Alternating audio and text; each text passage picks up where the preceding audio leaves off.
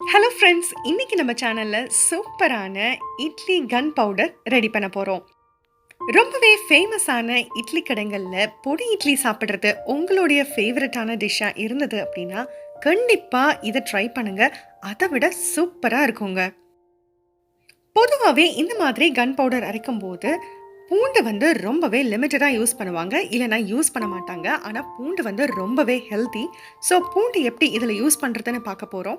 அதே நேரத்தில் desiccated coconut use பண்ணுவாங்க. நம்ம வீட்டில் கிடைக்கிற ரெகுலரான கோகோனட் சில்லை வச்சு இதை எப்படி பண்ணுறதுன்னு இன்றைக்கி பார்க்க போகிறோம். இப்போ இதுக்கு தேவையான இன்க்ரீடியன்ட்ஸ் பார்த்துடலாம்.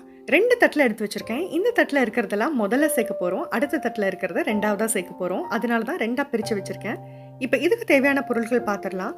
பூண்டு பல்ல பார்த்தீங்க அப்படின்னா ஒரு 7லேருந்து 8 நல்ல பெரிய பூண்டு பல்லாக எடுத்துக்கலாம். கடலைப்பருப்பு 2 டேபிள் ஸ்பூன் அளவுக்கு எடுத்திருக்கேன். மிளகு 1 டேபிள் ஸ்பூன் அளவுக்கு, உளுந்தம்பருப்பு 1 டேபிள் ஸ்பூன் அளவு, இது கூட சேர்த்து காய்ந்த மிளகாய் ஒரு 8 வச்சுருக்கேன் பாருங்க. இந்த தட்டில் பார்த்தீங்க அப்படின்னா 1 டேபிள் ஸ்பூன் அளவுக்கு பொட்டுக்கடலை எடுத்திருக்கேன். கருவேப்பிலை ஒரு 4லேருந்து 5 இலை எடுத்துக்கலாம். அதுக்கப்புறமேட்டு சாதாரணமாக நம்ம தேங்காய் சில்லு போடுவோம் இல்லையா, அந்த மாதிரி ஒரு 5 தேங்காய் சில்லு ஒன்று 1 இன்ச் அளவுக்கு எடுத்திருக்கேன். அதுக்கப்புறமேட்டு எள்ளு, இதுக்கு ரொம்ப ரொம்ப முக்கியம், ஹெல்தியும் கூட, டேஸ்ட்டையும் அட்டகாசமாக தூக்கி கொடுக்கும். 1 டேபிள் ஸ்பூன் அளவுக்கு எள்ளு எடுத்திருக்கேன். 1 டீஸ்பூன் அளவுக்கு அரிசி எடுத்திருக்கேன். இந்த அரிசி பார்த்தீங்கன்னா சோனா மசூரி, அதே நேரத்தில் ஜீரக சம்பா அந்த மாதிரி சேர்த்திங்கன்னா ரொம்ப மணமாகவும் இருக்கும்.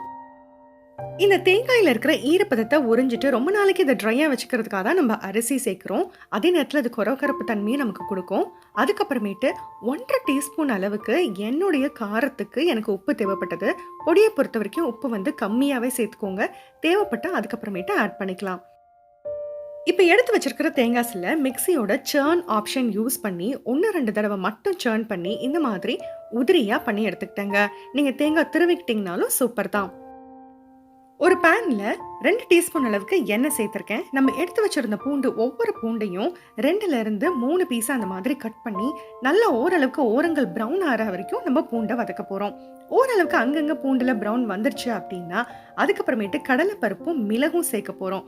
ஒரு 10 செகண்ட் வதக்குனதுக்கு அப்புறமேட்டு நம்ம எடுத்து வச்சுருந்த உளுந்தையும் அதுக்கப்புறம் வரமிளகாயும் இதில் போட்டுடலாம். இது வரைக்கும் நம்ம முதல் தட்டில் இருந்த அவ்வளோ இன்க்ரீடியன்ஸையும் போட்டுட்டோம். ஒரு 10-20 செகண்ட் நல்லா வதக்கி கொடுத்துடலாம். இப்போ நம்ம தேங்காயை ஆட் பண்ண போகிறோம். இந்த தேங்காய் சில ஆட் பண்ண கூடயே சேர்த்து நம்ம 2வது தட்டில் வச்சுருந்த எல்லா இன்க்ரீடியன்ஸையும் சேர்த்துடலாம். இந்த தேங்காயை சேர்த்ததுக்கு அப்புறமேட்டும் கூட அனலை பார்த்தீங்கன்னா சிம்முக்கு கொஞ்சம் ஜாஸ்தியாக வச்சு நல்லா இந்த தேங்காயில் இருக்கிற ஈரத்தன்மை போகிற அளவுக்கு நல்லா வதக்கி கொடுத்துடலாங்க. சிம்முக்கும் கொஞ்சம் அதிகமாகவே அனல் வச்சு நம்ம வறுத்துக்கலாம். எது வரைக்கும் வறுக்கணும் அப்படின்னா, நம்மளோட கருவேப்பிலை பாருங்கள் நல்ல முருகல் ஆயிடுச்சு. அதே மாதிரி நம்மளுடைய பூண்டில் நல்ல கோல்டன் ப்ரௌன் வந்துடுச்சு. தேங்காய் பருப்பு எல்லாம் நல்ல கோல்டன் ப்ரௌன் ஆயிடுச்சு. இப்போ இந்த சூட்டோடையே ஒரு 1/4 டீஸ்பூன் அளவுக்கு பெருங்காயத்தூளை ஆட் பண்ணி ஒரு கிளறி ஆஃப் பண்ணிடலாம். ஒரு தட்டில் போட்டு ஆற வச்சிடலாங்க. நல்லா ஆறுனதுக்கு அப்புறமேட்டு மிக்சியில் போட்டுட்டு தேவையான அளவு உப்பு சேர்த்துட்டு சேர்ன் ஆப்ஷன் யூஸ் பண்ணி கொரப்பாக இந்த மாதிரி அரைச்சி எடுத்துக்கலாம். அரைச்சி எடுத்ததுக்கு அப்புறமேட்டும் இதை நல்ல ஒரு தட்டில் அகலமான பாத்திரத்துலையோ தட்டிலையோ இந்த மாதிரி போட்டு ஆற விட்டுருங்க. அதுக்கப்புறமேட்டு ஒரு ஏர்டைட்டான பாக்ஸில் போட்டு ஸ்டோர் பண்ணிக்கலாம். இந்த மாதிரி தேங்காய் பூண்டு இதெல்லாம் வச்சு அரைக்கும் போது ஒரு பாட்டில் அளவுக்கு அளவாக நம்ம அரைச்சிக்கிட்டோம் அப்படின்னா அடிக்கடி இந்த மாதிரி ஃப்ரெஷ்ஷாக அரைச்சி யூஸ் பண்ணலாம்.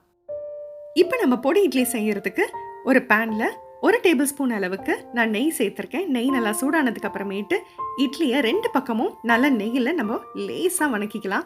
அதுக்கப்புறமேட்டு இந்த பொடியை தூவி இட்லியில் சூப்பராக கோட் பண்ணிடுங்க.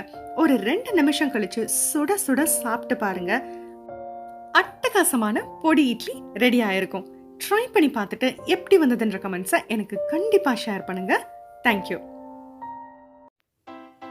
ஃபுட் தமிழ் ஹெல்தியான ரெசிபீஸ்க்கும் இன்ட்ரெஸ்டிங்கான டிராவல் வீடியோஸ்க்கும் மறக்காம சப்ஸ்கிரைப் பண்ணிடுங்க. பெல் ஐக்கானையும் கிளிக் பண்ணிடுங்க.